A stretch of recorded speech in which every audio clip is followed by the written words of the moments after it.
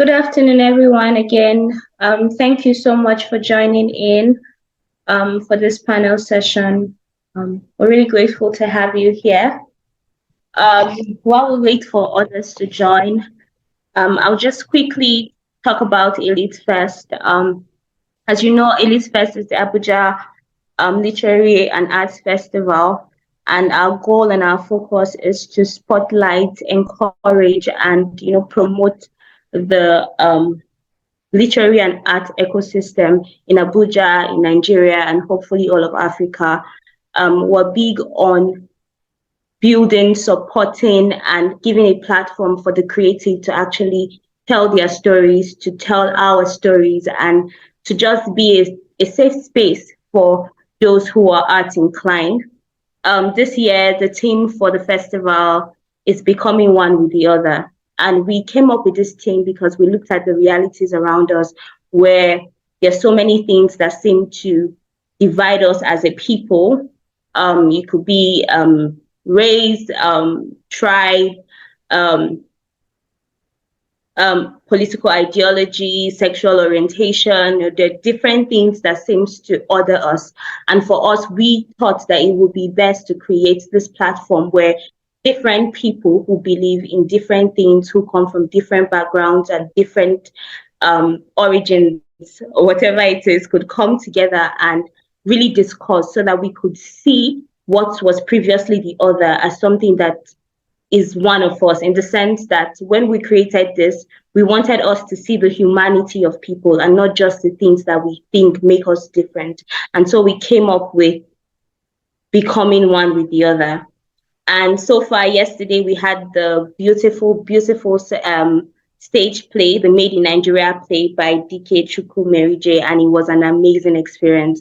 I'm sure that everyone who was there yesterday would testify of how amazing it was, and just being able to see through the art form and through drama, poetry, and dance, how we can tell stories that can resonate, that can inspire, and can call us to do better, to see people differently, and to see them, as just as human as we are.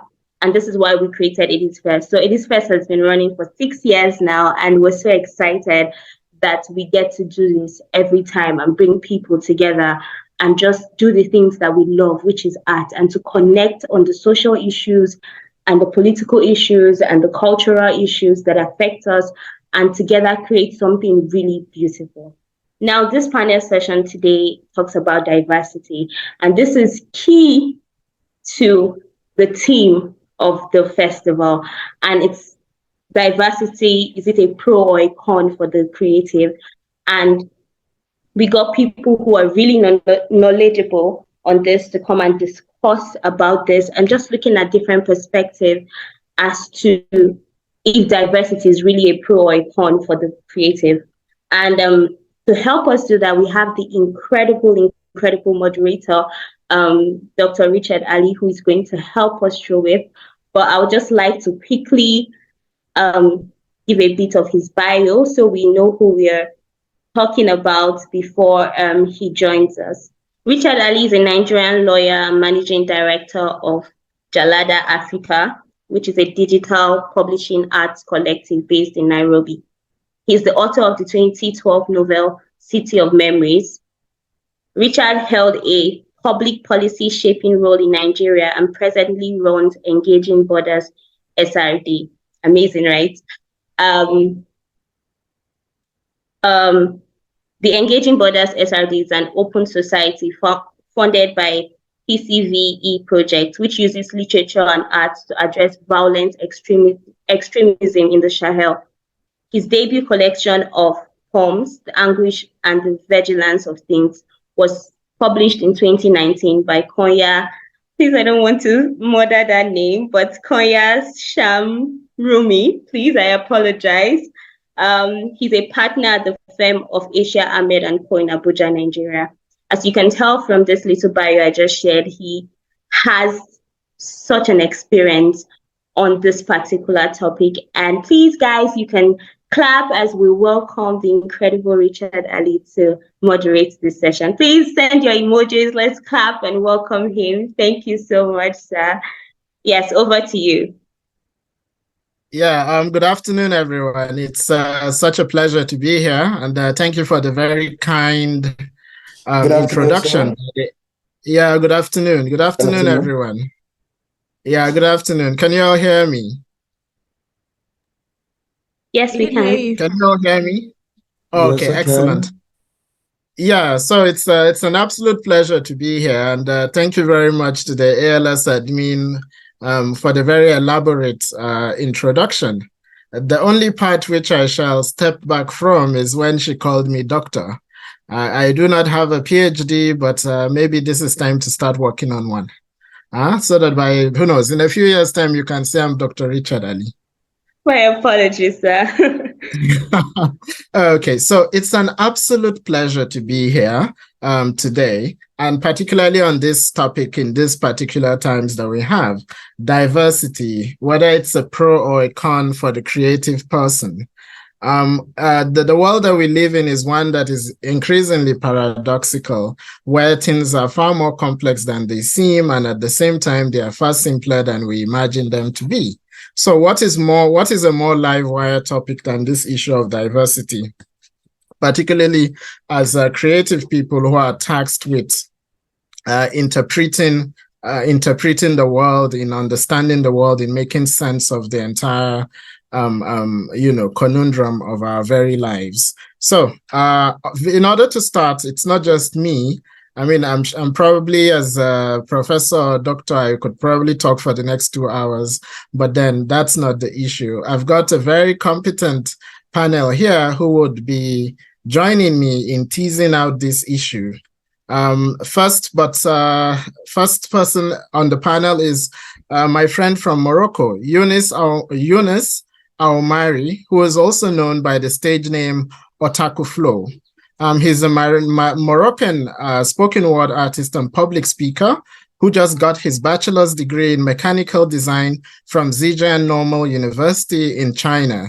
He's one of the founders of the Moroccan Poets Society and host of the first weekly poetry open, one of the first weekly open mics in North Africa. He's also a member of the Collectives Union that organized the DKLAM Morocco's Poetry Slam, which was the first poetry slam organized by fully by Moroccan artists. So I wish to welcome Younes Aoumari to join us on the virtual stage as one of our panelists.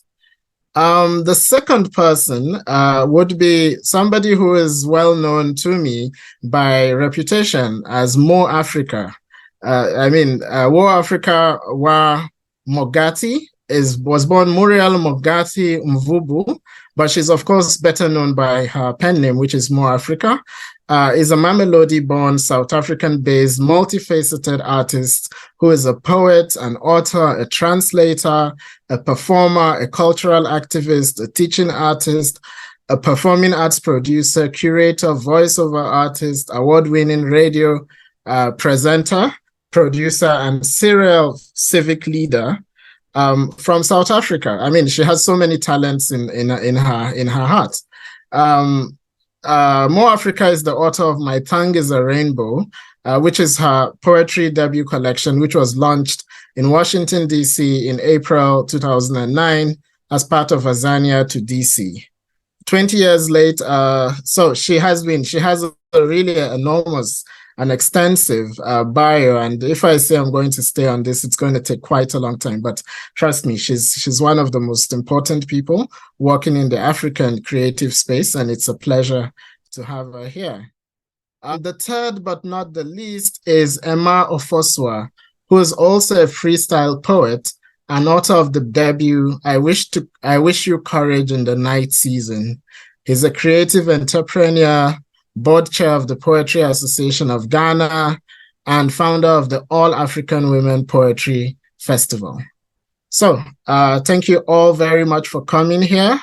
And I think we can you all hear me, panelists? Yes, we can.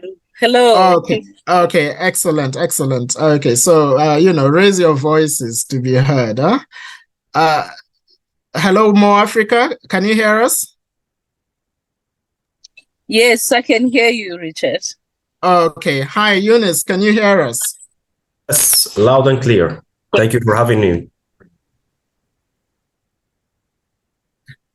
Excellent, excellent. Absolute pleasure to have you. And Ima Ofoswa, are you here? Yes, I am. Thank you for having me, Richard. Excellent. Thank you, Emma. Thank you, Emma. So without further ado, let's get into the meat of the matter, which is the structure of this event is to get you lovely experts, you panelists, to speak about the topic, basically, diversity, the pros and cons of diversity, and we'll take notes about that, and then we'll be able to help you chew it afterwards. So I think there's no need to change the order in which we have already started. So it gives me great pleasure to call on Mo Africa, the owner of the whole of Africa, the only Mo of Africa, to tell us, to give us a 10-minute talk about diversity and the pros and cons from her perspective. Welcome, Mo Africa. Thank you. Thank you for having me. I'm happy to be in Abuja virtually and around the world. It is quite an interesting topic this we have, diversity within the creative and cultural space. We find ourselves wondering as to, especially for me, when I saw this title today, and do pardon me, I'm multitasking, so I'll be coming. I'm in a car, just taking a short break, and just to be conversing on this important topic. The pros and cons of diversity, or should I rather say the pros of diversity for me, is to dismantle the systems that have been placed, most of them contributed by culture, contributed by patriarchy, and contributed by the systems that are put in place within the creative and cultural industry. And all these systems that I'm mentioning, they have a hierarchy of male figures who are in the forefront. So if I were to contribute, these factors would be the dismantling of patriarchal practices within the creative and cultural industry. And by this, some of the suggestions would be, we find women curators, we find women directors, and I'm going to generalize, but not necessarily within the literary space. And we find women who are in those positions of power, and not necessarily, and I'm going to say women and the LGBTI community who are occupying this space. For me, that is part of the dismantling of being inclusive as holistically as we want to see the transformation and the diversity within the creative and cultural space. I know that much as myself as a cultural activist, culture still a whole lot of learning, unlearning, and relearning to take place. And let me break it down. The unlearning, there are certain elements where we can sit like we are virtually to dismantle some of these issues, the things that we can hold on to and the things that we cannot. And I know that I'm skating on thin ice when I mention especially the LGBTIQ plus community. But whether we like it or not, within the continent, it is a topic that we must also focus, especially when we are dealing with the issues of diversity. How are we diversifying that? And also, in the issue of the ageism that comes through, that young people cannot lead, they are not cultured, that's another form of the dismantling that needs to happen. And usually, culturally, the hierarchy of that order places, the male figures, on the higher radar. That's some of the things that needs to be diversified, if you like.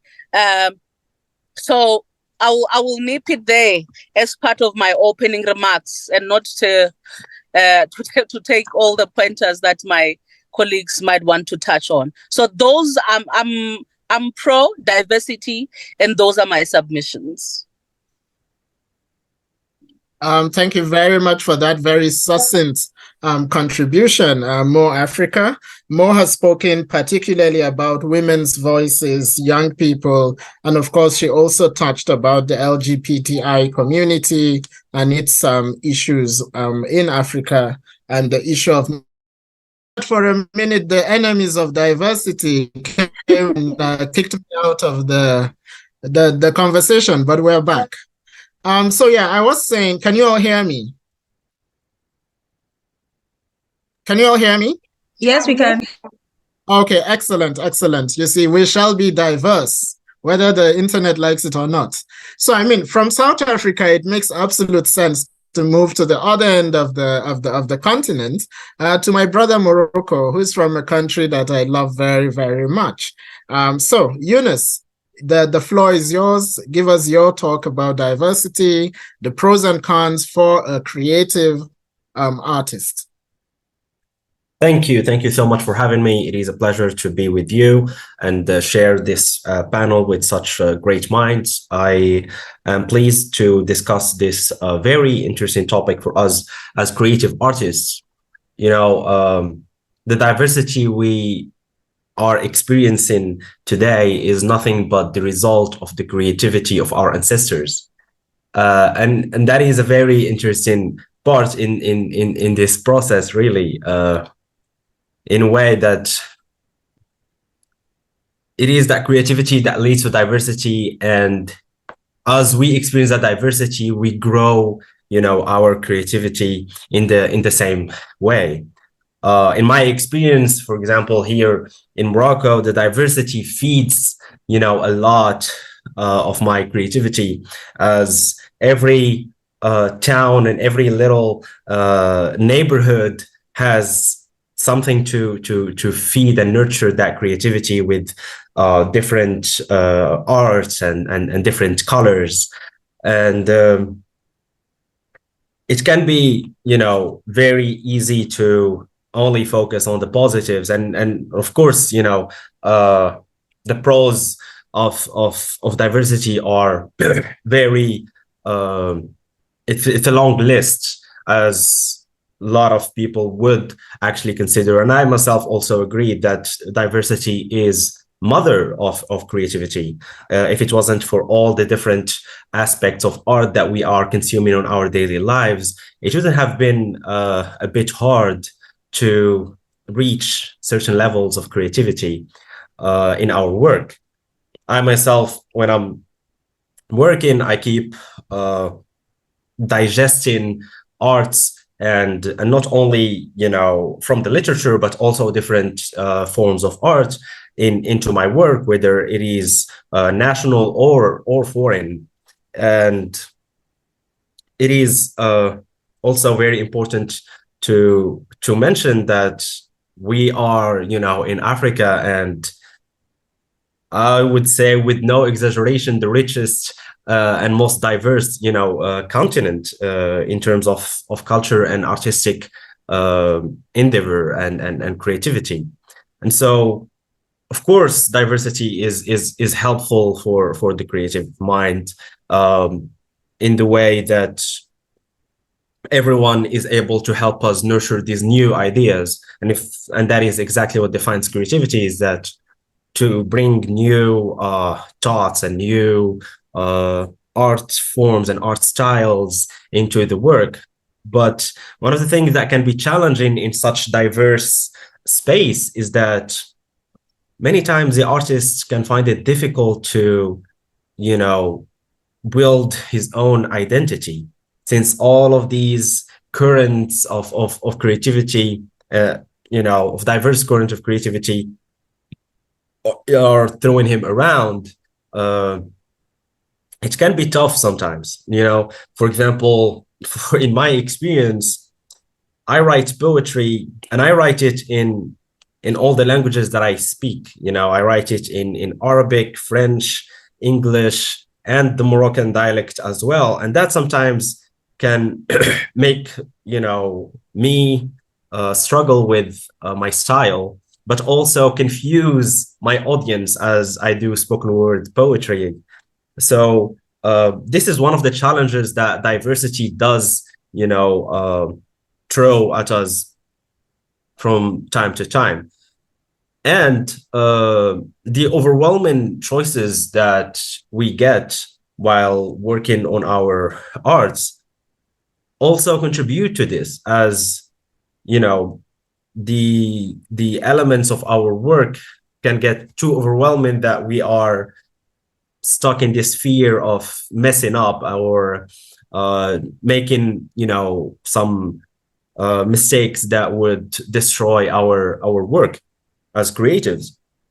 And in my experience, the only thing that kind of helped is to accept that making mistakes is part of the creativity, and absorbing that diversity with a strong structure. The artist is asked and supposed to take time to focus on his identity and on their basis of work, from which they can grow, both roots and branches of creative work.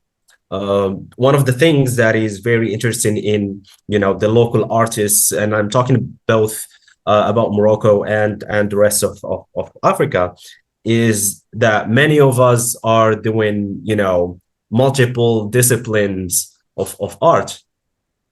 And in my experience, they feed into each other. If I am finding a writer's block and I decide to paint, my thoughts can, then jump to this another style of art. And that is, once again, how diversity is really important in that way. And I think I don't want to to take too much of your time. That is my point. It can be, diversity. In conclusion, diversity is very important to the creative mind and the creative process. But on the other hand, it can be challenging for the artists and overwhelming. And that's basically how one of the little challenges that every artist generally has to deal with. Thank you. Thank you very much. I think that was a really thorough submission. Yunus has spoken very passionately and very clearly about coming to the topic from a more cultural perspective, the diversity of cultures, and the fact that we have inherited all these diversities by the very fact of our existence as writers, as creatives, and as Africans, which is quite important. And I like that he has also mentioned something which perhaps I should call the anxieties of authenticity. Since we are bombarded with so many cultural currents, it's not just local, it's regional, and so on. So I think he has further expanded the terrain of the conversation from where Mo Africa has left us. So thank you very much, Yunus, and thank you. We'll pick up on some of those issues. Now to the country that thinks they have the best jollof rice, that other West African country, to Ghana we go. And I wish to call on Emma from Ghana to talk to us about this topic and give us your take on it. Hello, Emma. Are you there? Hi, Richard. Yes, I am. Okay. I don't think we want to start a jollof war. I do not think that we want to start a jollof war on this conversation of diversity. Certainly, I am happy. My stomach is continental and diverse. Rightly so, because really, I think it's a necessary position to have. If you tend to have a global impact, you would have to have a very diverse stomach to handle everything that the different continents and cultures have to give. So pretty much. But thank you once again for having me on here, and thank you to Mo Africa and Eunice. I'm sorry, and to Eunice for speaking on this subject. I think that it is the zeitgeist of our time, really, that the conversations are driven heavily towards being diverse in our approach to programming, to creation, even to writing. And I think I would look at this from a creative entrepreneur stance, where as a curator, you are put in a place where you have to think about the various cultures they are. Can you hear me? I just got a notice that my internet is unstable. If at any point I get off, please send a notification and I would do well to recap. But I think that we would have to, as curators, and I happen to be the founder for the All African Women Poetry Festival, which is niche and looking at having the African woman tell her story from her perspective, because over time, I believe that the narrative has always been carried by the male part and has not been very representative or has some representation of us hearing women's voices owning their stories and narratives. And I think that for people to approach this subject from a very homogeneous stance is thinking that what we do is in affect other parties or other individuals. If we would have to succeed as a creative people, as people who are looking to make even some of niche arts like poetry accepted on a very global and large scale, then we would have to come from a very organization-oriented stance, where we are thinking as an organization of positioning ourselves to be able to see on that scale. And it will help us if we look at or critically look at the subject of diversity. Some of the things that we consider as advantages in this space is really helping us make fact-based decisions. So for instance, if I was looking at curating a festival that catered only to women, then I'm trying to figure out what are the facts, what's the data saying, what is the number saying around the thing. When we look at broadly the conversation of diversity, we are drawn to the table of considering or making decisions based on facts, not on hearsay, not on what we feel or are heavily inclined to, but on the data available. These are some of the advantages that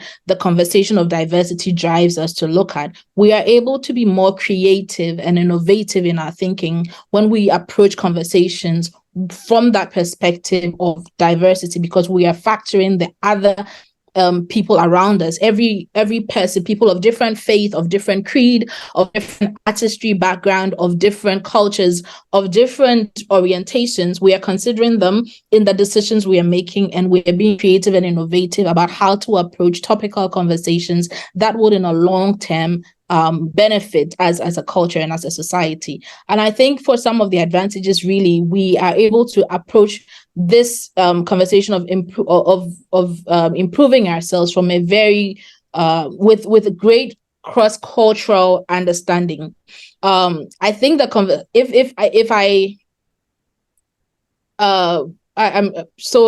if I would be daring to go off tangent and have a very unorthodox example, this conversation with Ghana Niger Jollof thing is really a conversation of diversity, really, because then when we look at our cross-cultural abilities and how we choose to mix and blend elements, the understanding we have towards each other's culture helps us, positions us to have a better understanding of what it is that we call great and what other people call great. Really, there would not be conflict. The tensions would be reduced if this perspective, if this conversation is approached being very empathetic and being welcoming of other people's positions and stands.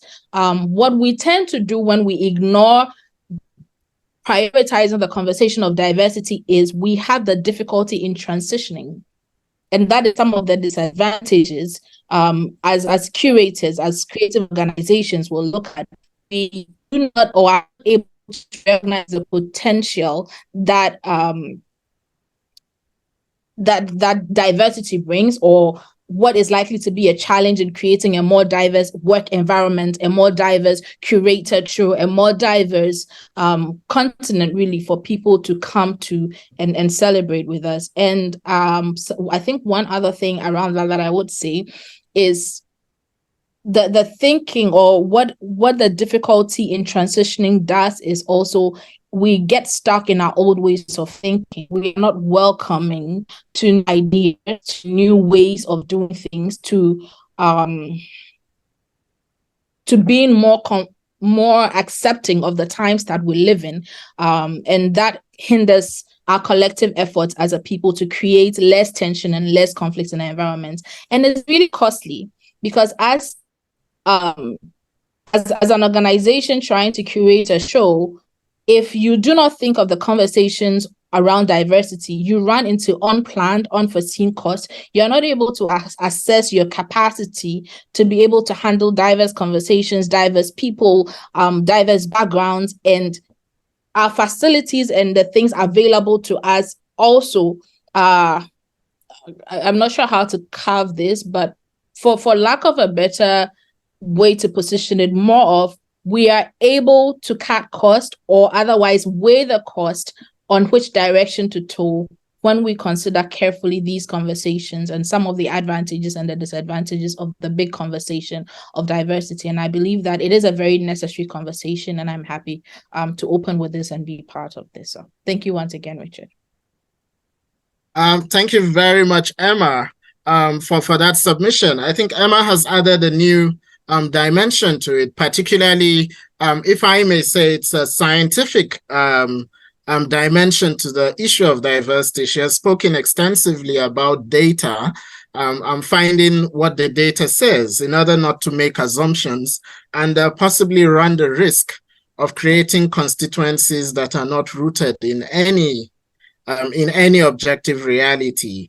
And then the opposition to these constituencies, for example, then becomes by some perverse logic, the justification for, and then we get all that. And I was particularly interested when, she highlighted diversity as the difficulty in challenging a norm.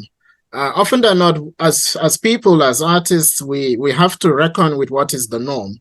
But often than not, you find that in the nature of norms, we have so many things that are normative, but which have outlived their usefulness. And then it becomes, okay, so how do we overthrow these systems of thinking which are no longer helpful? So thank you very much for that submission, Emma. So I'll go back to South Africa from this sunny day in, not quite a sunny day in Abuja. But I'll go back to South Africa and meet More Africa. More Africa, you have come to this topic, of diversity by emphasizing the necessity of including voices such as women, young people, LGBT, and African people as well.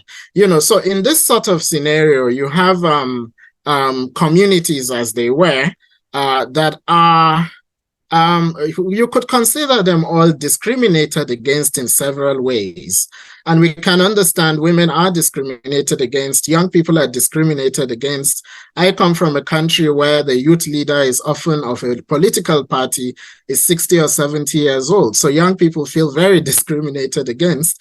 Women are without a doubt discriminated against in terms of pay disparity and so on and so forth. Being African, if you're traveling to Europe or elsewhere with an African passport, the discrimination comes up, And of course, if you are gay or something, or LGBT, you have all of that. So perhaps the question I'll throw to you is, how does one navigate within the milieu of the necessity of diversity when one is being discriminated against on such several levels, and it's just one creative person, one single person, and on several scores, there are discriminations that are anti-diversity and anti that voice. How do you navigate all of this?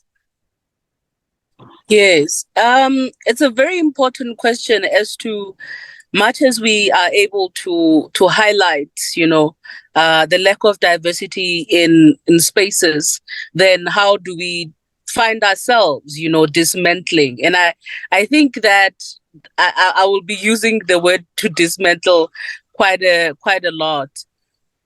I mean, one would be to acknowledge that, there is lack of diversity. Because of, the saying that if there isn't any issue, if something is not broken, we should not be fixing it. Because of some people, generally, they don't see anything wrong, for instance, with an all-male lineup or all-female lineup or a panel, and just to find also a balance of how to diversify the voices and perspectives of different people and different groups. Being an intentional curator, it's one of those. That being intentional with the work, after you have figured what is wrong, that gap where one needs to diversify, then you become intentional in the way that you deal with this matter. And then also is to become an advocate of diversity, one way or the other. And I'm going to be speaking within a bigger umbrella in terms of the diversifying, especially with the range of people who are attending, and not be biased towards the literary space. But then to also know that it is of importance for one to see the commodity in diversifying. And I'm going to touch on the topic that is still close to my heart in terms of lack of diversity from a political point of view of xenophobia that happened in South Africa. And for me, that happened because of the lack of diversity, the lack of knowledge, and also, when there's no diversity, there is no interest to know what is the fight between, Nigeria jollof rice or Ghana jollof rice, for instance. But once you have, this quest of knowing why this, why is it important, then it goes back to the second point of saying, plays are not us. And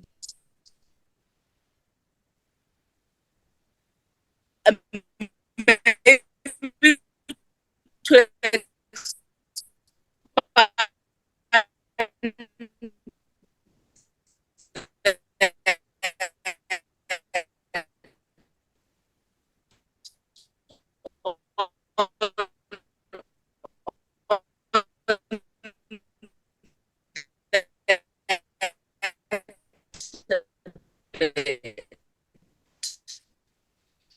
Hello, can we all hear her? No, it's breaking from here too. Oh, okay. Okay. More Africa. It seems that the network is misbehaving and it's breaking. Can you hear us? And she's frozen. Okay. Can the rest of you hear me?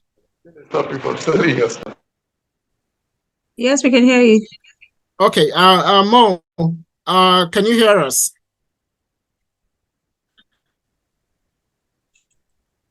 Okay, I'm sure she'll dial in. So Mo, when you're back on, you can dial in. So, but I think she spoke quite well thus far, and I think from Mo, I'd like to go back to you, Emma, particularly when she spoke about being intentional.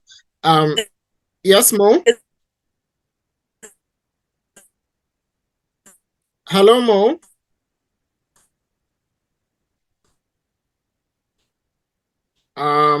Okay, so let's move on to Emma. I was particularly interested when she spoke about being intentional and being an advocate for diversity, particularly from your work as a curator and the women's poetry that you have spoken about. Would you like to speak a bit further and expatiate on some of the things that she said, and of course, with the benefit of your own experience?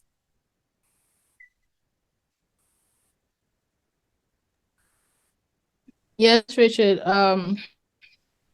So I was struggling to hear most of the things she was saying because the break was very terrible on my end. But to touch on the subject of intentionality, I think that in addressing any issue or any subject matter, the point of being deliberate with the data available is necessary, and also trying to be able to pivot from a point, because we cannot approach it at a large scale all at once. So I found a need, and being intentional around meeting or salvaging that need led me to curating a show that addressed the needs specifically. It does not mean that I do not intend or hope to see other platforms build. There are other programming as a curator that I'm developing that caters to all sides, because again, the subject of wanting to, so really, let me backtrack a bit. The festival looks at telling the African story from the woman's perspective through poetry. Over time, the narrative has always been skewed towards a particular direction where we do not have as many women voices represented on a large scale. So you have, that is where terms like mansplaining came up, and you have all instances where men and the male figures in society are telling what women should be doing, how they are feeling, and trying to explain away the issues that concern women. Who is in a best position to talk about a woman's need than a woman herself? Hence, looking at being able to celebrate and call them by names and attach to them the significant changes they are making in society. So if a woman went all the way to help NASA put in NASA, I think that the movie was created,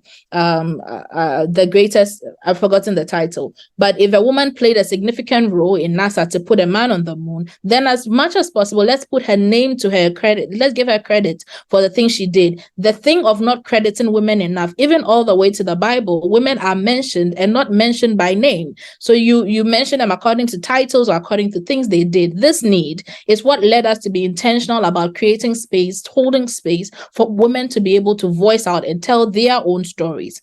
A society that does not balance and identify the fact that we are a multi-ethnic, a multiracial, and a multicultural people with different stances will not be able to set the necessary foundation for reconciling the different ideas and the different ideologies. So intentionality is very key, but as much as we're intentional, we need to pick an angle, pivot, and make sure that whatever we are doing, yes, I think someone stated the movie is a Hidden Figures. As much as we are being intentional, we are also looking at a broader approach to solving the issues, because I am big on problem solving. And the only way we can be intentional and solve these issues is to look at the data available and to be able to take a stance from one angle and solve it bit by bit till we cover it all. And when we grow enough women to own their voices, they will be in the position to raise sons, to raise men, or to because women are really the ones raising the family and nurturing the home. So if they are well positioned and well equipped, they will be able to raise sons who are more concerned about women issues, because then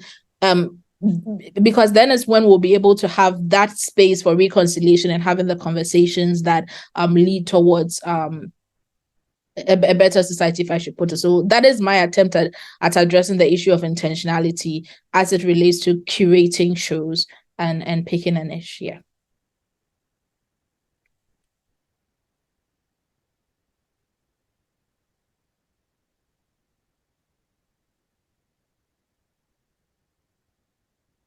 So Richard, that's my submission for now. I don't know if you'd want me to speak on something else, but if you can hear me, I think I'd hold it off here on the issue of intentionality. Richard's network is frozen. Hi, Emma. So I think his network dropped off. Kindly hold on. All right, sure.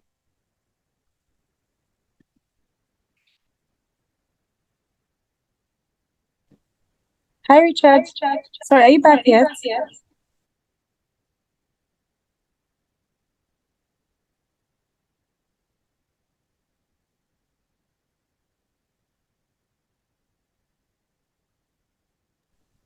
Sorry for the break in transmission, guys.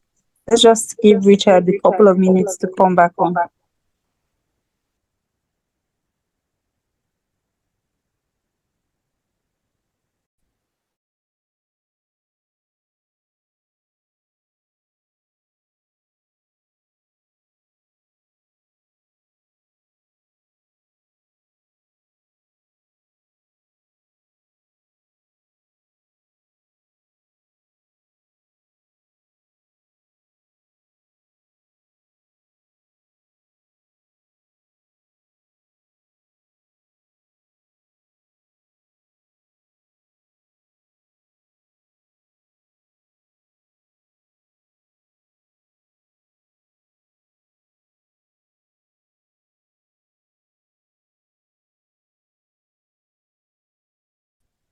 Hello? Hi, Richard. Oh, okay, sorry, I got kicked off the thing again. Yes. Had you finished your points, Emma?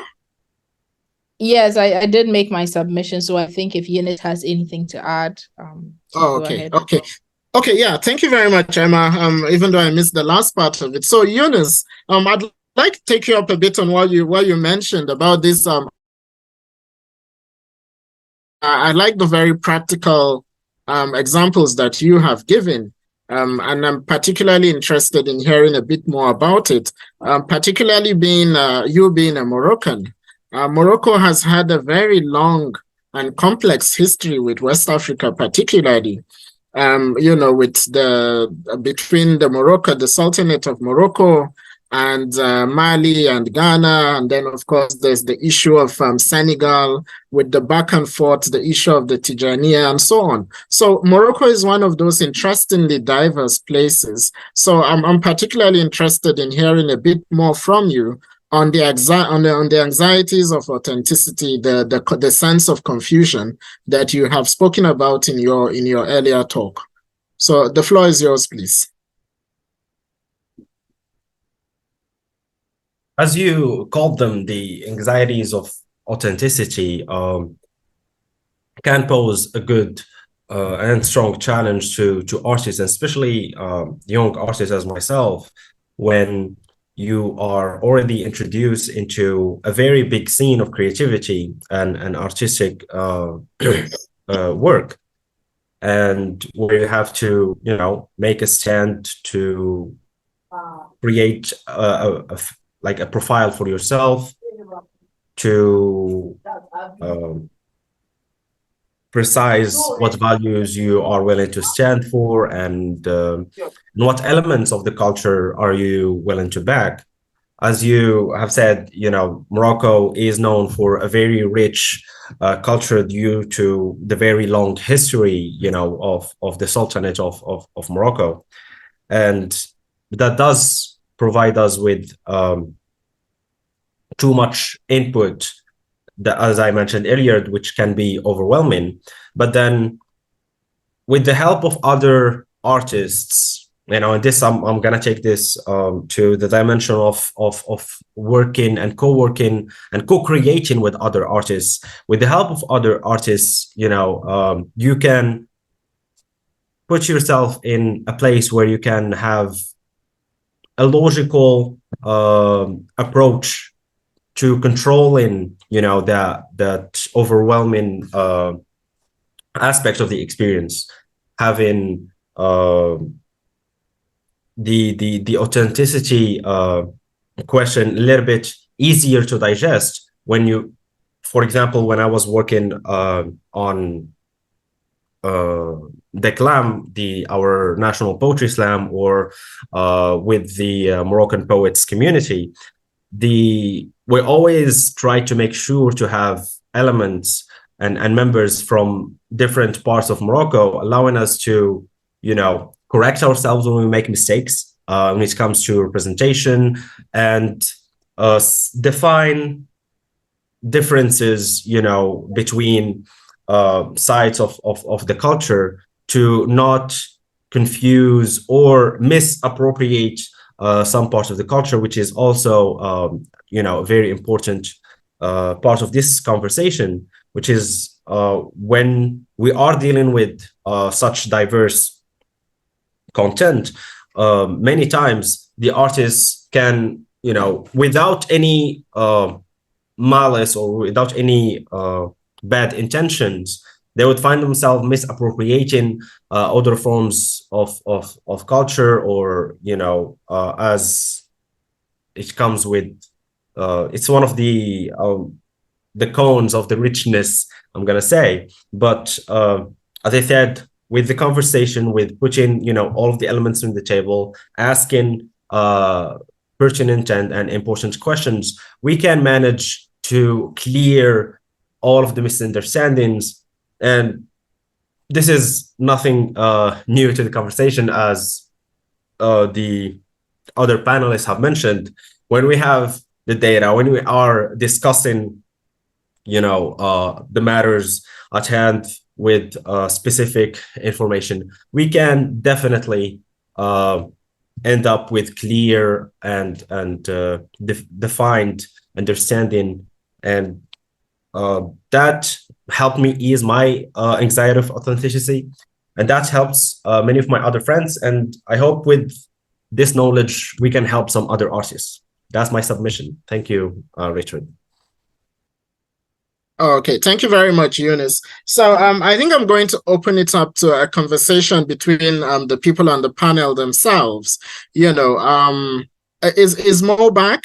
Is Mo back? Mo Africa, are you back? Yes, I'm back. Okay, excellent. Sorry, we missed part of what you were saying, so perhaps you could just recap it, and then perhaps you could give a question or a poser or something to one of your fellow panelists who might have said something that might have been of interest to you and your practice. So could you recap what you were saying, and then perhaps ask a question? Yes. Yeah. So I was making an example, or of what happened with the lack of diversity in South Africa, particularly during the apartheid, where it was a law for a white person not to marry a black person, and that has created hate. We had segregation according to the tribes, and that just created a mountain of people hating each other, of a silent tribalism that has happened. And it points me back that if we are not intentional in our approaches and we follow the foundations that we find when we become, if we are not intentional dismantling them, that's where we find ourselves. And it is important to be very intentional, when we are saying we are being diverse. We do find grant opportunities where it is one of the objectives for people or for creatives to be diverse in their approach of work.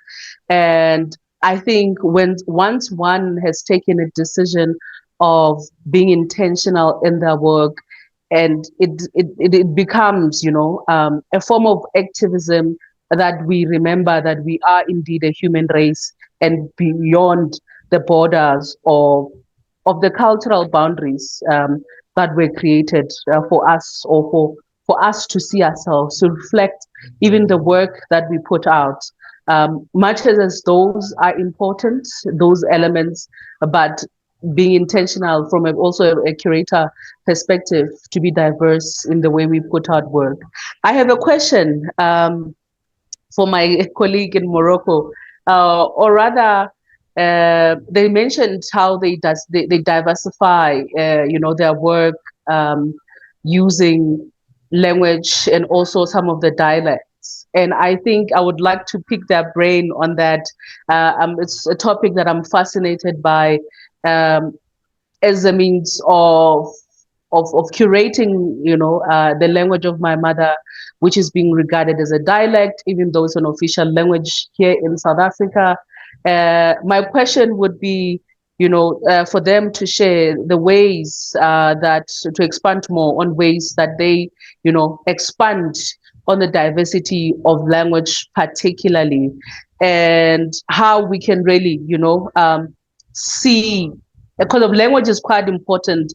We see a lot of our friends from Asia, teaching Mandarin now in African schools. So then the issue of language, it becomes very pertinent, and especially languages that are regarded, as especially for the first people, they call it, but it's those languages that are dying out, that have been there in the existence of time, and they are a bit dwindling, and the languages that are dying out in essence. So I'd like to pick your brain, Yannis.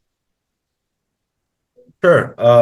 Okay, yeah, Yunus, and then maybe to add a little, particularly the issue with the Berber culture. I've been to Rabat, Casablanca, Marrakesh, and I've seen it. I've seen a bit of it, but it's not as mainstream as the Arabic, but the Amazigh is also there, and then of course there's also the question of French. So it would be lovely if you could pass that out for us. Sure. So for those who don't know, Tamazight, or as the Westerners were calling it, the Berbers, is the indigenous language of the indigenous people here in Morocco before the conquest of Arabs. To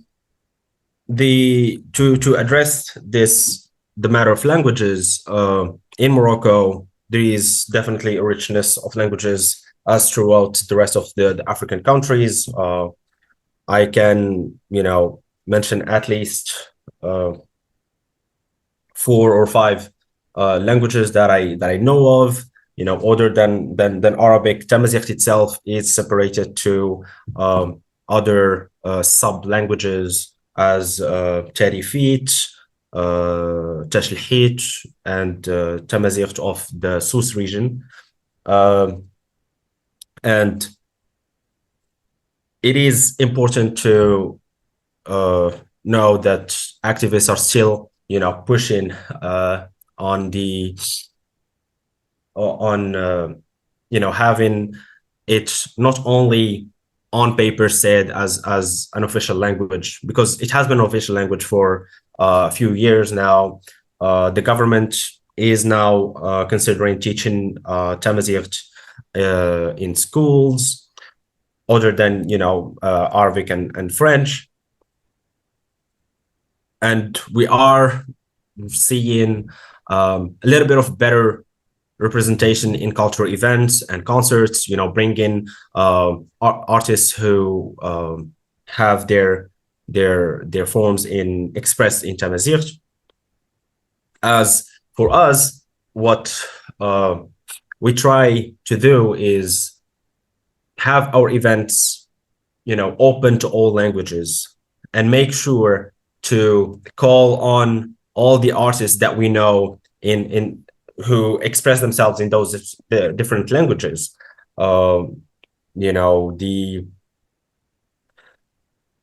allows other people who are not casually introduced to the language to face it head on, to experience it, to learn from it. And that meeting of languages in our open mics or slams or events helps and enrich and solidify the idea of the importance of all of our languages, as diverse as they are. And the youth right now are growing more aware of the importance of their mother languages, of the indigenous language. And we are seeing more work translated into the indigenous languages. I can mention a friend of mine and who is also a poet, Doctor and Professor Habib Louay, a very phenomenal artist and writer who is working very hard in the translation aspect, other than his own work. And as we know, in the cultural space, translating all works is important to promote the language, to promote the culture in our spaces. Again, other than the open mics and the events, we have to and we try to work on facilitating workshops in those specific languages when we can, allowing people to connect more with those languages. And it also shows people how much of their culture they are missing out by not being introduced to that language. Because every bit of language holds a whole and a great amount of creativity and an amount of diverse artistic baggage that a lot of people who are not interested in those languages, that some people are losing interest in due to, you know, how the corporate world is working, and how, you know, they are not seen as useful between brackets, you know, in the professional world. And it is our job as artists to change that vision and change that idea in the artistic scene, because you know, in society, there is not only the corporate world or the professional world of the human experience, but the artistic, the cultural, the creative aspect of the human experience is just as important, and sometimes even more important, as we all know it feeds, you know, our souls and energy to carry on in our daily lives. That's my submission. I hope I answered your question. And if you have any more questions, I'm here. Yeah, thank you very much, Eunice. I particularly liked that you mentioned the role of translators in all of this. You know, Africa is a very diverse place, but often than not, we exist in language islands of language, where we cannot talk to each other, even in colonial languages. There's a Francophone Africa, there's a Lusophone Africa, there's an Anglophone Africa. And then within this, we have other groups, you know, so the role of translators cannot be underemphasized really moving forward. So Mo Africa, are you satisfied with his submission, or do you have a follow-up question, or can we move on to Ghana?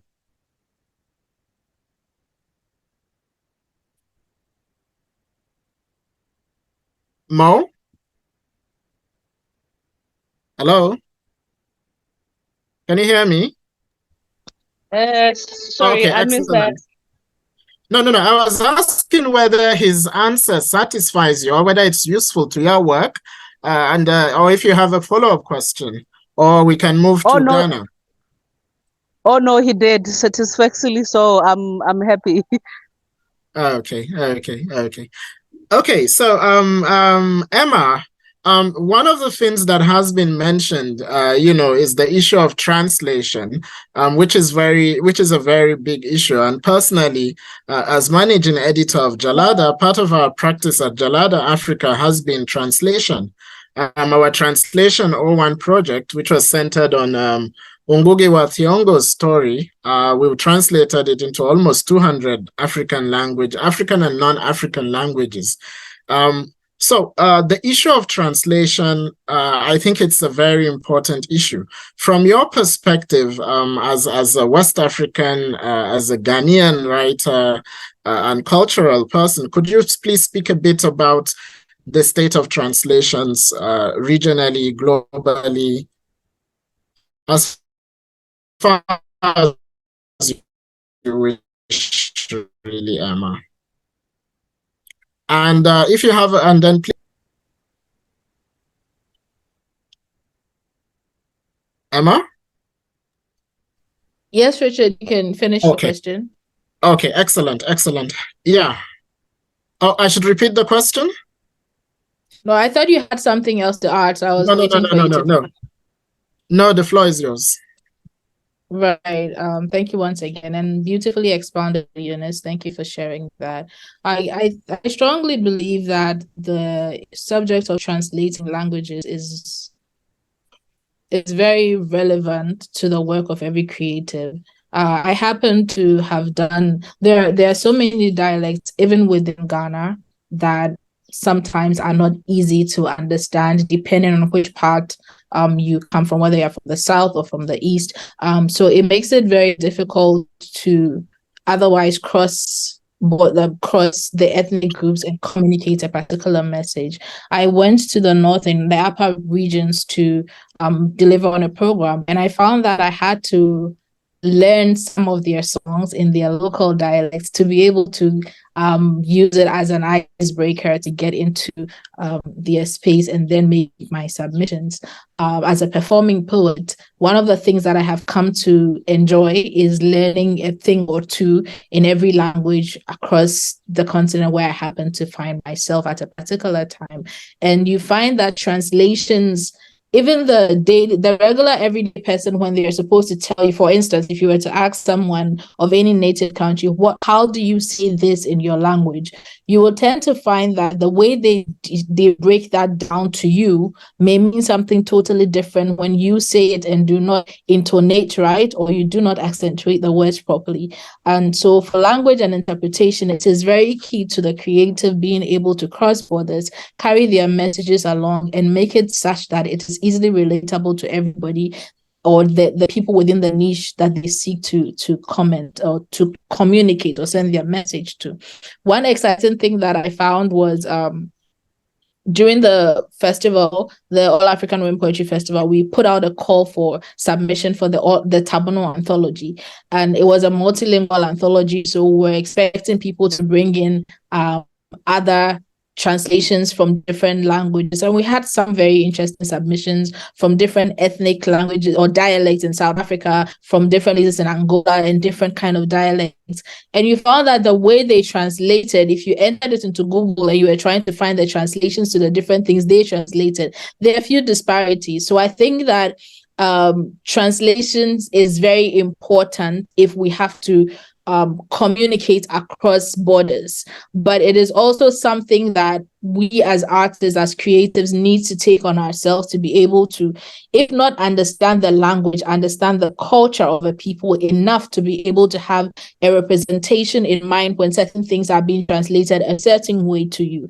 The way a word will be translated in Hausa may be totally different from how it is translated into Arabic, but it's probably the same word, or they have similar tones when they are said, but the translation or the meaning of those words are totally different. It helps us to be widely read, to be open to different cultures, to put ourselves in a place where we can have a better appreciation for the diverse cultures, so that when we are articulating things that even come across wrongly to other people, we may be well positioned to be sensitive enough to, not out of spite, but just our ignorance and our errors may be pardoned if we are sensitive enough to the cultural changes. I think that's how we fill in the gap where we don't have solid translation to back the things that we're saying at a particular point. But yes, language is important, so we don't find it difficult translating, because really creative work, poetry, writers, musicians have a way of communicating a thing of the soul.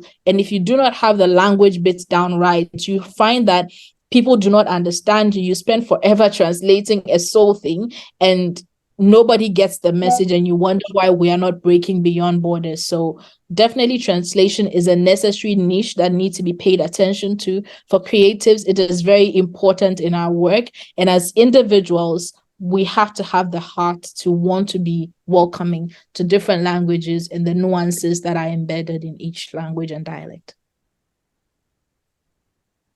Thank you very much, Emma. So back to you, Eunice. Do you have a question for your co-panelists?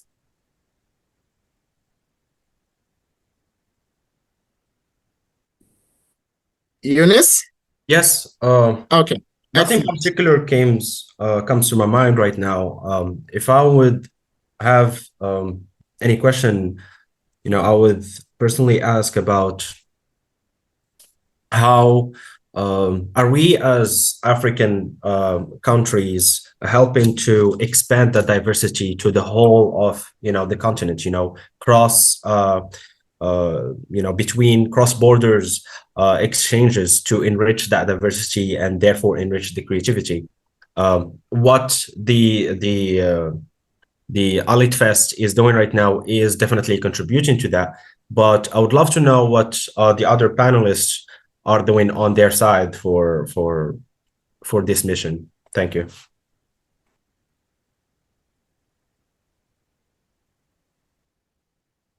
Yeah, I think you've touched on something very important. And on this issue of diversity, of course, when I started traveling across the continent, quite a lot of East Africa particularly, that was around the time when the idea of Africa is not a country came to the mainstream, which was in its way an attempt at diversity. And then at the same time, Africa is 54 countries and so on and so forth, but 54 colonial countries. So in emphasizing a diversity of nationalities, are we not in fact justifying the very false nature of colonial borders? So what should we emphasize instead if we're saying diversity? So I've always thought that, and this is me putting my thought out, that yes, Africa is not a country of 54 whatever, but then Africa is a country. Africa is an island. It is a country the size.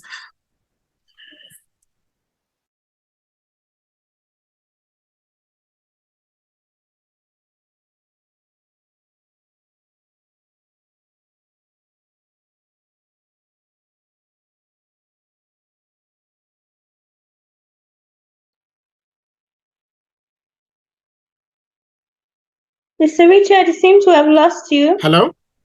Oh, yes. Yes. But my diversity has brought me back, regardless of the internet service provider.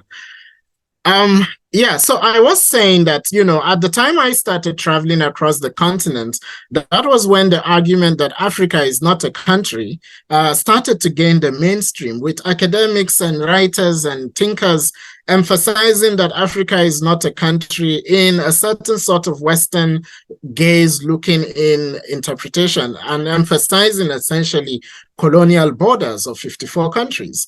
And I've always found that problematic. And to my thinking, yes, we understand what the intention is, that there's no one size fits all. But I do think that Africa is a country. Africa is a country. It is a single island. It is also the size of a continent. And a continent is by its very nature diverse, and we have to be interested in the various aspects of it without essentially arguing for the very false colonial borders. But then, as you can imagine, that is not a very popular argument to make when I was younger. But in order to continue on this theme of diversity, I think it is time for us to diversify this conversation by opening it up to the people who have been listening to us for the last 1.5 hours and have probably been taking notes, and they have questions for us. So I would like, with the permission of the ALS admin, to open it up to members of the audience who have questions for our distinguished panelists. Can we do that, ALS admin? How do we proceed with this activity? All right, thank you so much. Yes, we can go ahead with that. Please, if you have a question, just kindly raise your hand, and yes, we would. Thank you so much. Unmute you. Okay, I can already see a Ramotu Ada. Ramotu, what's your question?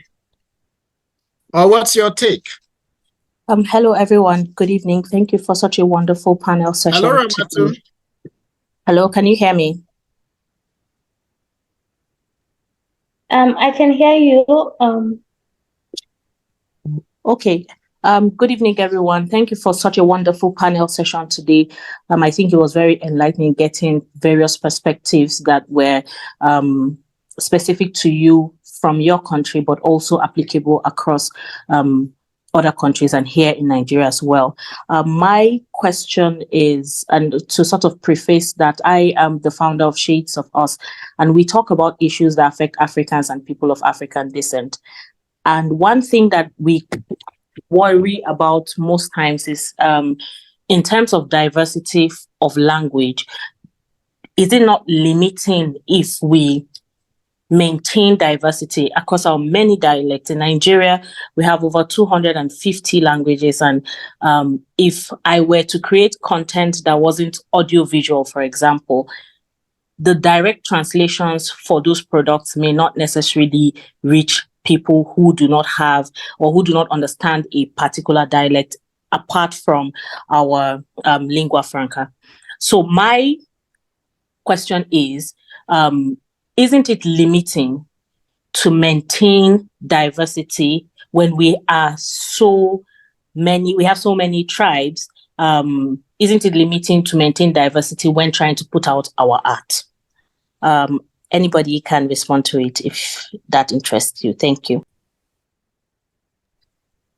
If I may. Yeah, more Africa. I think I can see you trying to speak. Yes. Okay. Thank you for that question. And it is not. So part of my curation, I make sure I'm very intentional with also including poets that write in their own indigenous languages. And also when hosting poets who come from the Europes, for instance, and they have their own lingua franca, and not necessarily common to us in the continent where we predominantly use English and French, we definitely encourage that. And also it touches on the issue of active translators. But why is it important? As part of us archiving the languages that we have, it's okay to have, lingua franca translations of those particular work, and it is not limiting in any ways. Our first South African national poet laureate, Mazisi Kunene, he wrote in isiZulu almost his whole career, and only after his passing, because of the interest of the work and the stories that the academics were now exploring, there was such a huge interest. So I guess, is the activist in me, or the rebel in me, if you like, that let us continue to write in our languages, and to preserve these stories, the stories in our own mother tongues, but also to preserve or to archive these languages to a point of 100 years later, someone can question, where did this language start? Let us just find, the root of this particular language. What types of stories, what types of flavor was coming from this particular dialect? Why these dialects are similar? It is important. It's part of our stories. It's part of our history. I speak a language. It's a national language, but it's still regarded as a dialect. Is the language dying out? Absolutely. Am I continuing to write in the language? Absolutely. And I use a whole lot of code mixing and code switching between my mother tongue. Hello, Mo. Yes. Are we still together?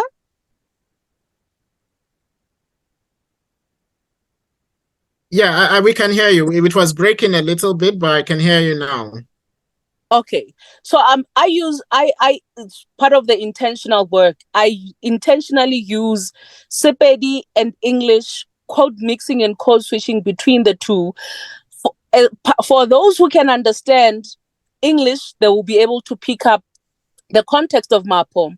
And to those who doesn't understand my mother tongue, which is Sepedi, they can still wonder, what is this language about? I have a way of interesting people who have knowledge of the language, but now after they hear me recite, they are more interested, and they find that there's just an array of books, some of them translated. So I would say, let's continue to be using our own indigenous languages. I mean, if we can combine just the dialects in the African continent, oh my God. But it is also part of emphasizing our existence, using language as a vehicle. In the heart of London, in the heart of New York, I recite in my mother tongue. Do they hear me? Not. Oma Sangare, in the heart of wherever in the world, they speak their dialect. Do they understand the music? Absolutely. Do they understand the poetry? They might not, but the feeling is there. But are we fulfilled doing the work? Yes. And I will nip it there. But yeah, let us just continue writing and archiving these languages. Yeah, thank you very much, Mo Africa. If I may add, in response to Ramatu, I stand by the what Christopher Okigbo said in one of his poems, which is that we carry our worlds that have we carry in our worlds that flourish our worlds that have died. So I wouldn't say that I'm a language essentialist or a dialect essentialist. You know, it is important for us to continue to work in the various dialects, the various languages underrepresented, and so on and so forth. But in the natural nature of languages, it is in the natural nature of languages to die. But let us leave something in case in 100 years' time, somebody decides that that language is of interest. So it's also a question not just for our practical work, but for posterity.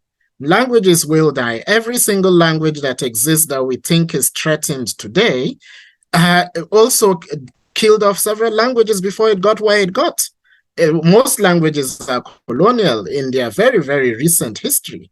You know, so languages will naturally die, but it is our job to work in these languages and leave at least something back.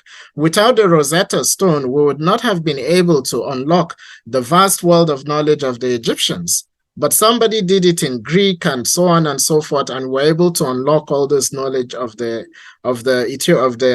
African Egyptian people who came before us. So it's important to do work in these diverse languages, not just for us, but because what we write might be the Rosetta Stone of 100 or 200 years from now. So yeah, I think I saw Emma's hand up. Have you got a response for Ramatu, or is it something else, Emma?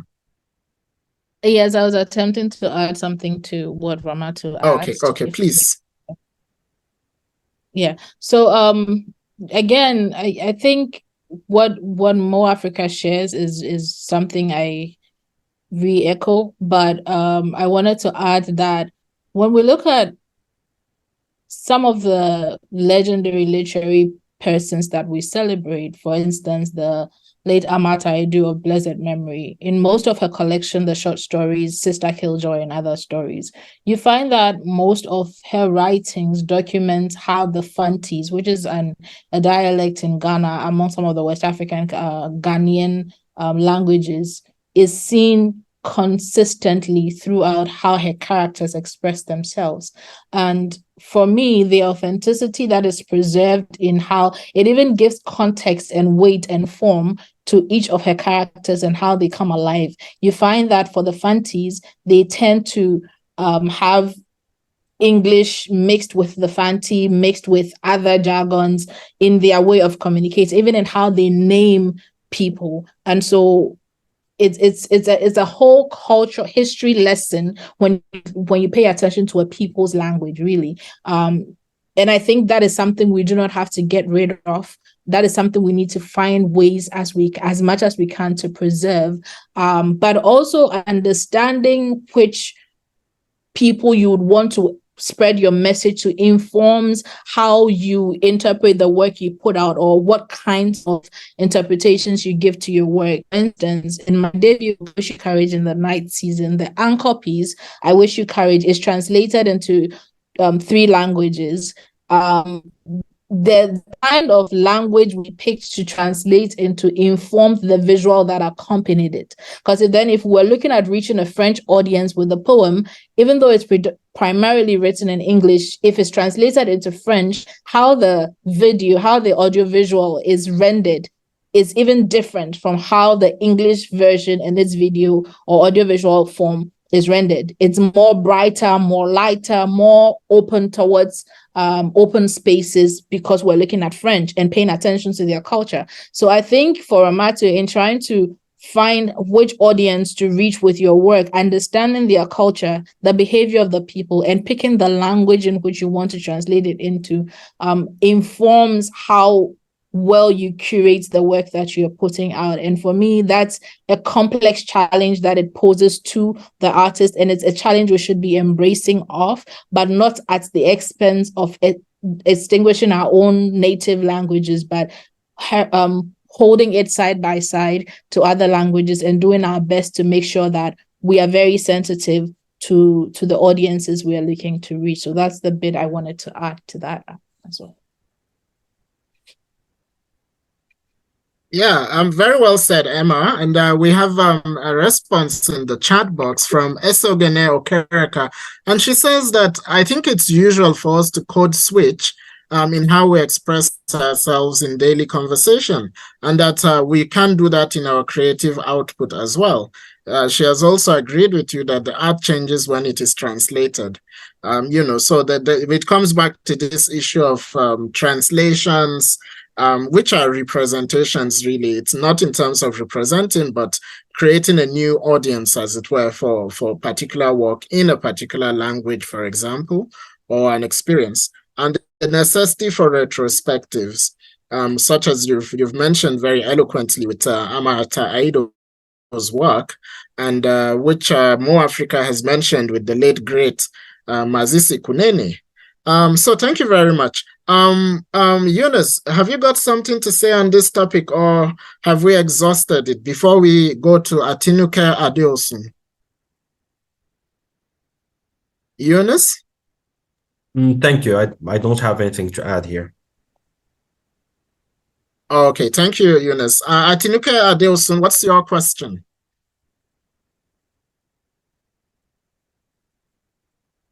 Atinuke?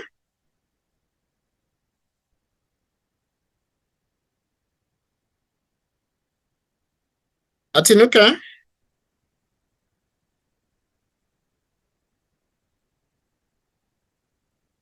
Hello, can you hear me?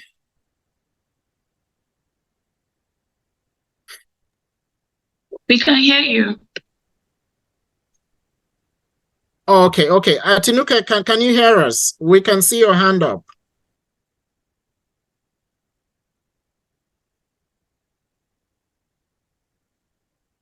Okay. Okay. Is there anyone else with their hands up? ALS admin?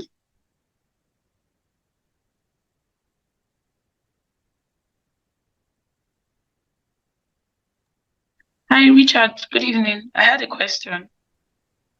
Okay. Please go ahead.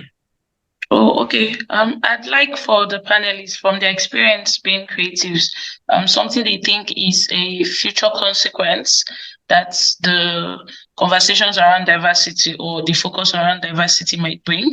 So something they think maybe for budding writers or even writers sipped in, they have to be careful not to fall into that part, because maybe sometimes, because you're always interested in diversity and being sure you're appealing to as diverse an audience as possible, you might end up not being honest in what you put out. So can they share maybe experiences or observations they've made that they think might influence your creativity if you're not careful or you're not watching? So what is a long-term consequence or implication that they think creatives might face if they do not pay attention when they are trying to play around diversity? Thank you. Thank you very much. The whole question of appropriation and cultural appropriation perhaps speaks to your question, but I shall not answer on behalf of the panelists. So perhaps, Emma, you could weigh in on this question. Emma?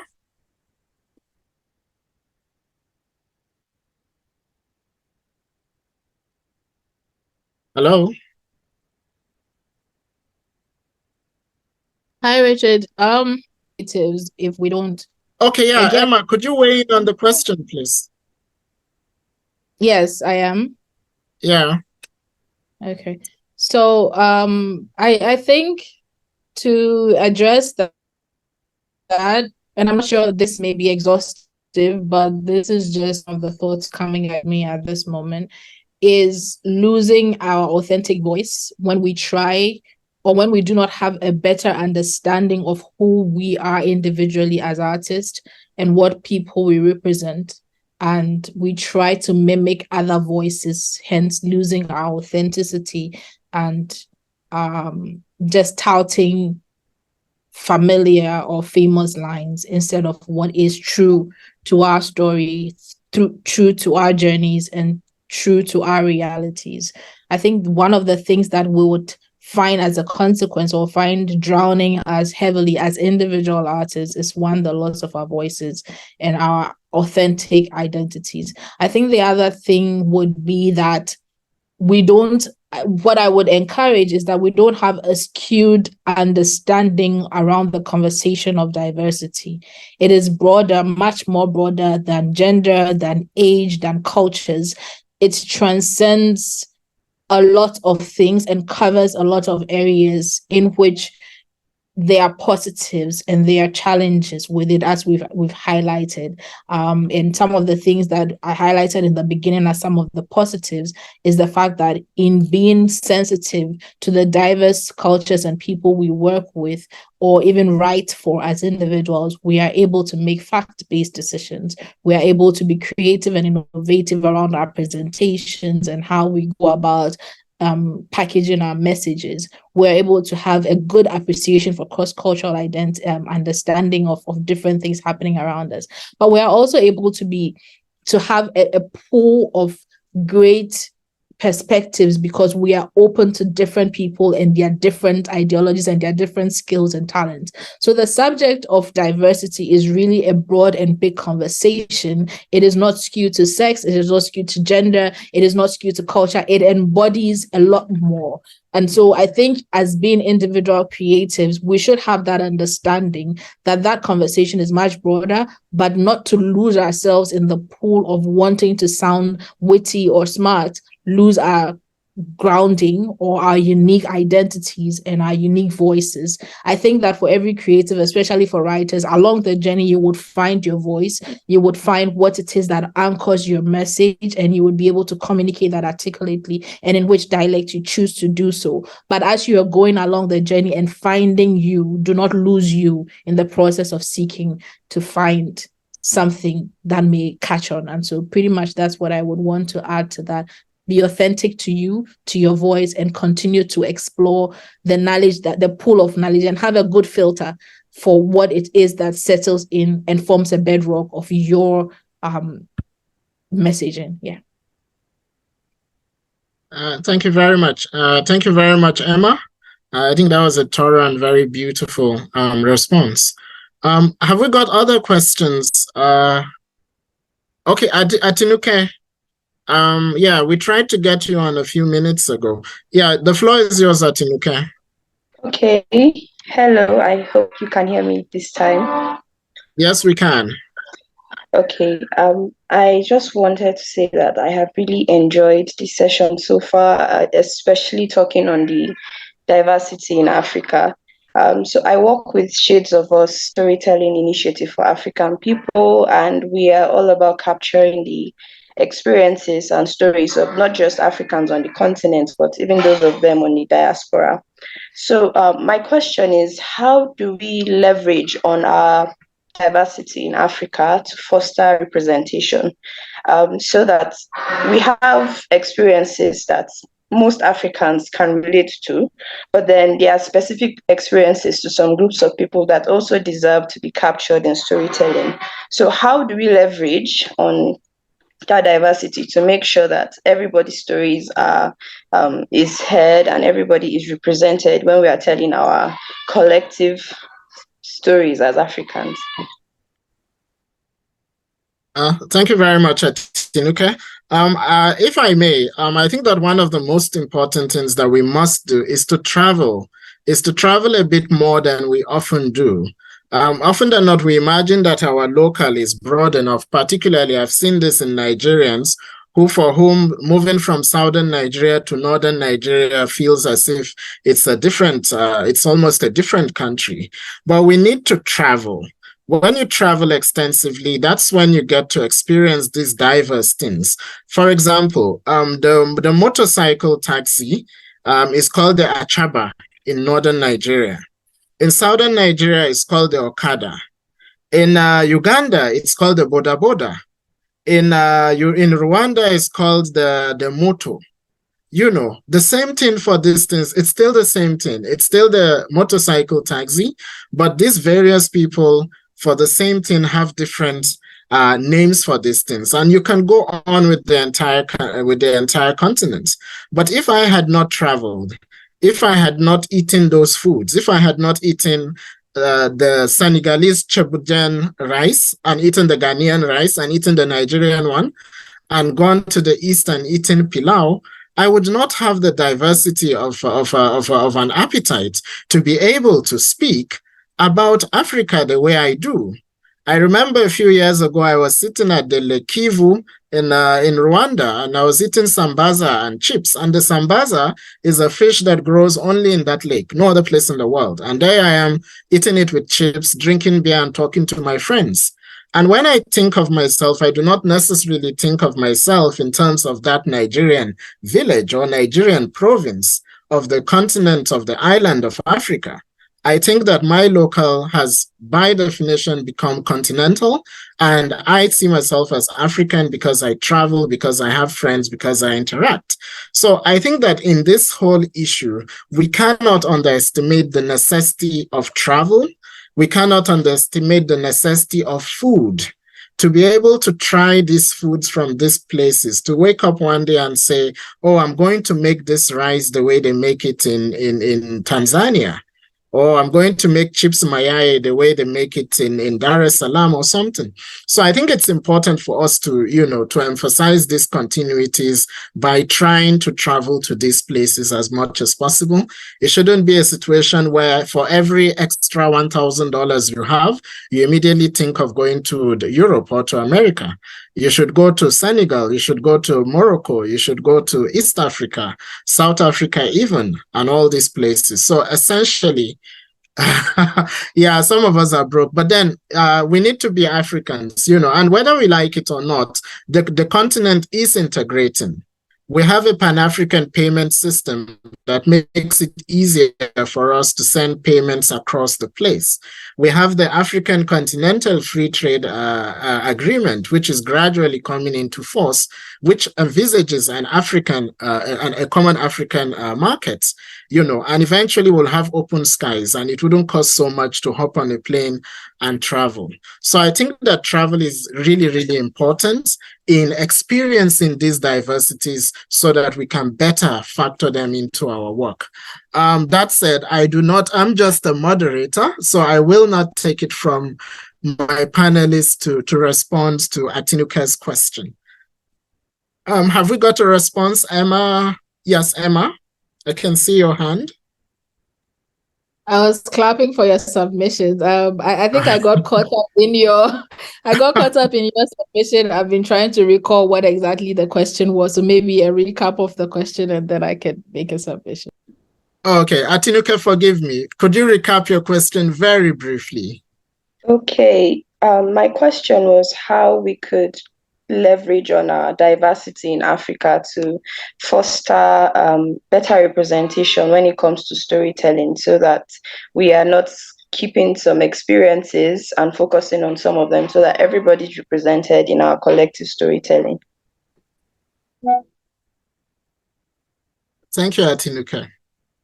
Right. Thank you very much for the question. I think Richard does justice to mentioning the travel element. Granted, traveling within the continent is no child's play. I think it is super costly to attempt to move within the continent, and it is even to try to move outside of the continent. So there's that challenge. However, I think that being able to experience other cultures puts us in a better position to leverage different cultures and incorporate it in how we do our presence, so that none is lost and nothing is missing in that sense. But also we can leverage platforms like this and conversations like this, because the world is gradually and has become a very global village thanks to technology. So we don't exactly have to move physically, but we can move virtually and experience other cultures. And I think really digging into African stories, reading African literature, is one of the things I'm big on and I'm passionate about, telling the African story, making sure we know African stories. I set out to find out who really is the African. And in that quest, I have been able to, on the back of that, set up the festival and other things. So I think that our growing curiosity for who we are as a people would help us to dig into our literature, into experiencing different cultures, whether virtually or in person, finding our different arts and the histories behind them, knowing why people do what they do and how our cultures vary in different spaces. I found that especially the food conversation, really, I was fascinated when I happened to experience street food in Nairobi, and I found that most of their street food is actually very similar to what we have in Ghana, but the foods are named differently, and the way they are enjoyed has a very slight variation to it. You ask why, and you figure that it speaks a lot to how the people are cultured and groomed. There's a story I heard yesterday, and I found it very interesting about a history. So a mother cooks her fish and cuts it into squares, and her child, she taught her daughter. So the daughter is now married, and the husband asks, why is it that you fry your fish and cut it into squares? Then the wife says, I don't know, I saw my mother do it. So then the husband made it a point to ask the mother, why does your daughter cook like this? Because she says she picked it from you. Then the mother says, I don't know, I saw my mother do it. So they went to the grandmother to ask her why she fries her fish and cuts it into squares. And she says, well, when they started out life, her husband bought her a square frying pan, and it was formed in the shape of a fish. And so most of the time when she fried her fish, it took the form of her frying pan. This story is lost in translation 3 generations later because nobody bothered to ask the right questions. So I think that one of the other things we can do is to dare enough to ask the right questions and understand why things are done the way they are done across different cultures, amongst different people, even within our own localities. You don't have to travel far to find out that within Nigeria, people do things differently. Within Ghana, cultures do things differently. The way you would come to the home, so Ga is one of the ethnic languages in Ghana. The way they receive visitors is totally different from how the Ashantis do it, how the Fantis do it, and how the Krobos do it, and even how they send off their dead. So understanding the heart of culture and why people do the things they do would go a long way to help us to not lose ourselves, but otherwise complement or use other people's cultures as a backdrop for how we project ours, bearing in mind that we are different, but we are not at war in our differences, but that we can leverage our differences to make greater impact. Because really, at the end of the day, everyone is their own person, and we can all bring different things to the table if only we would dare enough to ask the right questions and be willing enough to listen when the answers are being proffered, and not want to skew it to what we hope the answers are. Like how women ask questions and they already know the answers they're expected. No, it's being open to wanting to hear and understand from the right perspective. So that's pretty much what I'd add to that. Thank you so much, Emma. And I think this is a lovely, lovely place to start to wrap up the conversation. And while I don't think that the great Einstein had any idea about diversity, but he did talk about relativity. And he says that, when you are sitting with maybe a young woman and you are talking and, like 10 hours will pass and it will look like 5 minutes. But if you sit down on a hot stove, 5 minutes seems like 10 hours. So because we have had such a lovely conversation, we have spent the last 2 hours dealing with this topic, and it seems like we've not even scratched the surface. So for this, I wish to thank Eunice, thank Emma and More Africa and the lovely people at the Abuja Literary Society for giving us the opportunity to have this important conversation. And we hope that, like in the Mutabaruka poem, that the conversation will continue in your minds, in your cities, in your cars, wherever it is that you're going to. So thank you very much. Thank you all very much for the questions, and everyone who asked a question and dropped a comment. I'll ask the ALS admin to give their closing remarks, and we can call it a day. Thank you all so very much. Thank you for having us. It was really good pleasure to be with you. An honor to share the mic with such great minds, and to more other, wonderful sessions like this one to discuss even greater topics. Thank you. Absolutely, absolutely. Emma? Thank you so much, Richard. That was beautifully moderated. And thank you to the other panelists for sharing the stage and sharing the mic gracefully.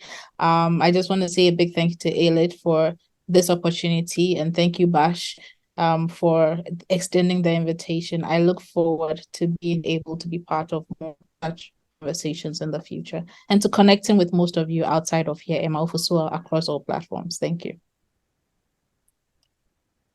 Okay, More Africa, final words.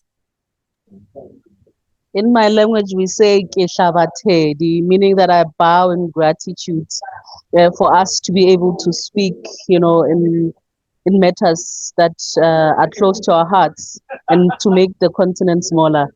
And I agree, it's expensive to travel the continent, but one country at a time. Thank you. Absolutely. But I would like to learn that as my own practical exercise in diversity. So how do I say it? Mushavate? Did I get it right? More Africa? How do I say it again? What you said? Keshavatedi. Keshavatedi. Yes. There you go. One Africa.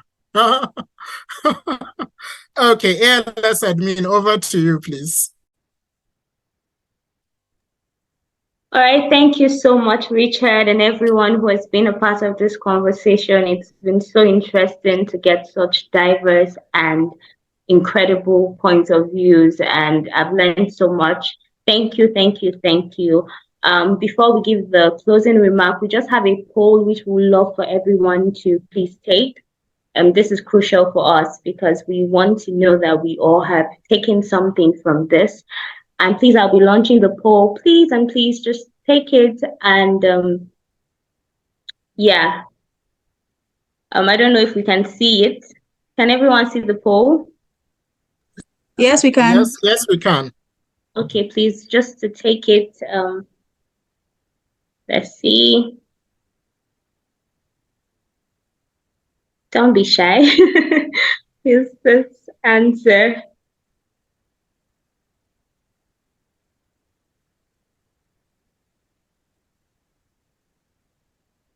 Okay, just 4 questions. I've just submitted. Thank you so much.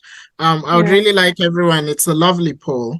So could you just take a minute and answer the questions? It's lovely. Thank you. And thank you for thinking of that, ALS admin. Thank you.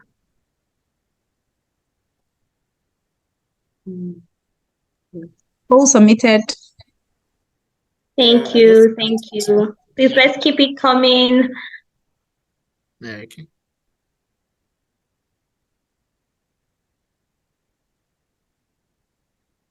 Thank you.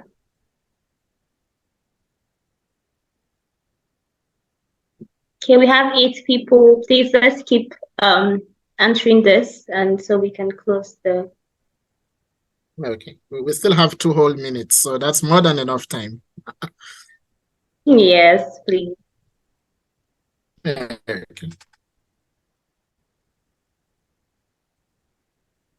Thank you. Thank you.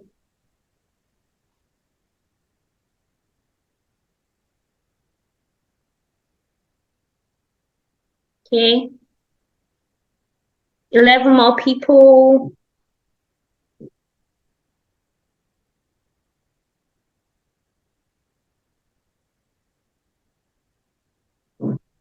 Yes, let's keep answering it.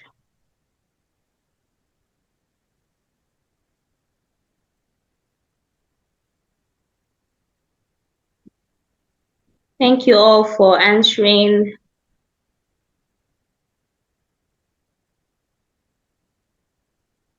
Okay, we have 8 more people to go.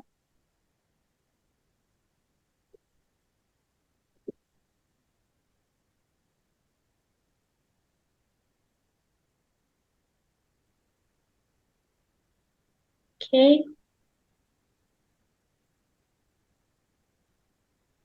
All right, the poll is still running, but I just want to say thank you to everyone who has been a part of this. Thank you for the wonderful moderation, and thank you to all the panelists. We've learned so much.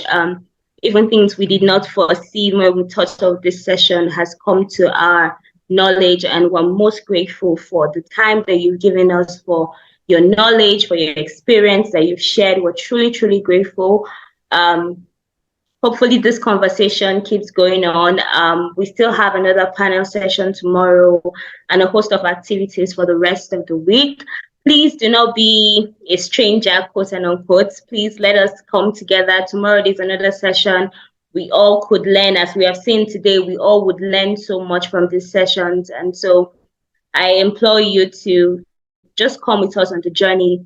And thank you once again to the panelists and the moderator. This was incredible.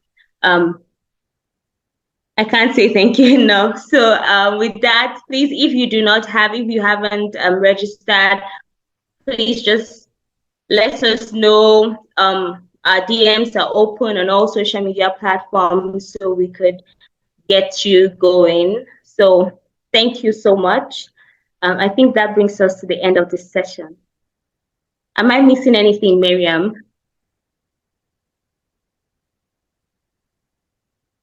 Okay, I take it I'm not. All right, thank you all. Bye, everyone.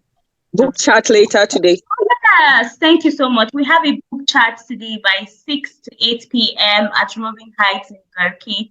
Please, you're all invited. It's going to be a wonderful session. We'll be talking about a book by Dati Joe. I haven't read it yet, but I can't wait because I've seen the reviews. I think it's going to be a great one. So please, if you can, all roads for those of us in Abuja should lead to Roving Heights in Garki. Thank you all so much. Have the best day. Thank you. Bye. Okay, bye-bye. Bye. Bye. Bye. Bye. Someone's asking how to join the ALS group chat.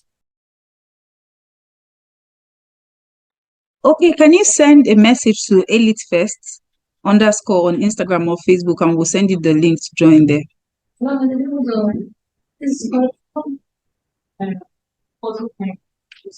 Hello, can you hear me? Okay, great.